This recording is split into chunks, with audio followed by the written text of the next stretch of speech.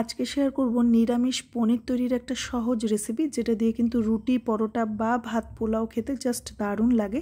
একদম বেসিক উপকরণ ইউজ করে নিরামিষ এই পনিরের রেসিপিটা কিন্তু কখনো বাড়িতে বানিয়ে নেওয়া যেতেই পারে, যেটা কিন্তু খেতে ভীষণ টেস্টি হয় আর বানানো অত্যন্ত সহজ।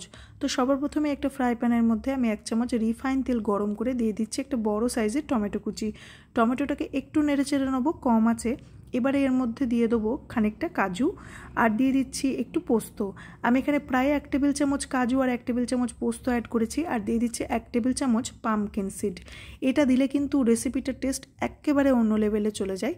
কি কারোর কাছে যদি এই পামকিন সিডটা না থাকে, এটার বদলে অবশ্যই একটু চার মগজ অ্যাড করবেন।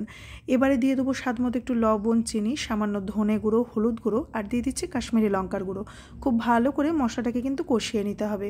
এখানে কাশ্মীরি লঙ্কার গুঁড়োর পরিবর্তে কেউ চাইলে শুকনো লঙ্কার গুঁড়োটাকেও অ্যাড করতে পারেন। একটু নেড়েচেড়ে দিয়ে দেবো একটু জল, তারপর আবারও খুব ভালো করে মিশিয়ে নিয়ে এটাকে কিন্তু রান্না করে নিতে হবে। মানে সমস্ত কিছু সফট হয়ে গিয়ে জলটা শুকিয়ে যাওয়া পর্যন্ত রান্না করে নিতে হবে। তারপর এটাকে নামিয়ে একদম রুম টেম্পারেচারে আসা অবধি ঠান্ডা করে নেব।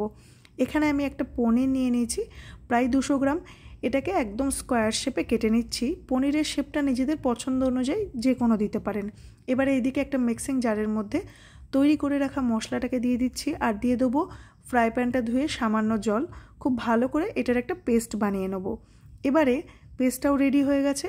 এদিকে ফ্রাই প্যানের মধ্যে আমি অ্যাড করে দিয়েছি খানিকটা রিফাইন তেল। রেসিপিটা রিফাইন তেলে করলেই বেশি ভালো লাগে। এবারে পনিরগুলোকে মিডিয়াম আছে কিন্তু এপিটোপিট একটু হালকা লাল করে ভেজে নিয়েছি।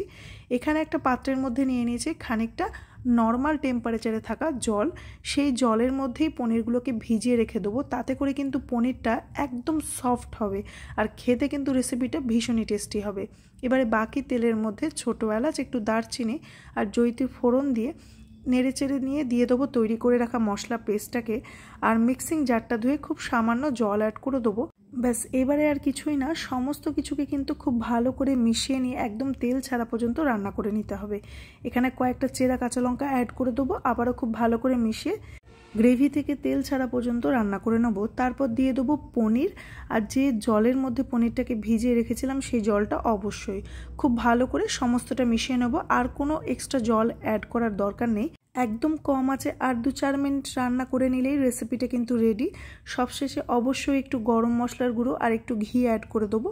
তারপর সমস্তটা খুব ভালো করে মিশিয়ে নিলে কিন্তু পেঁয়াজ রসুন ছাড়া নিরামিষ এই পনিরের রেসিপিটা রেডি হয়ে যাবে, যেটা কিন্তু রুটি, পরোটা বা ভাত পোলাওর সাথে জাস্ট দারুণ লাগে খেতে। তো এই রেসিপি দেখে কখনো বাড়িতে বানালে আমাকে একবার অবশ্যই জানাবেন।